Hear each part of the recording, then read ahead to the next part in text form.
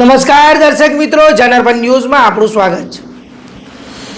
ડભોઈ તાલુકાના સિરોલા ગામે ટ્રક અને આઈસર વચ્ચે ગખમવાત એક્સિડન્ટ। એલપી ટ્રક અને કેળા ભરેલી આઈસર ટેમ્પો સામસામે અથડાયા।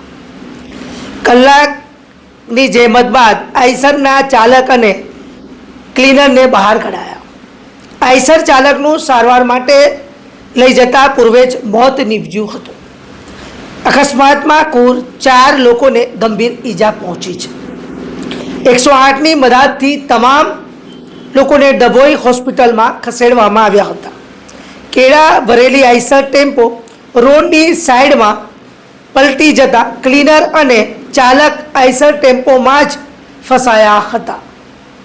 બનાવને પગલે રોડ ઉપર ભારે સંખ્યામાં લોકટોળા ઉમટી પડ્યા હતા।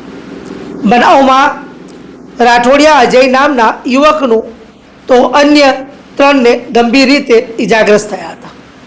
આમ જે રાઠોડિયા અજય નામના યુવકનું મોત નીપજ્યું છે, 3ને ઈજા થઈ છે।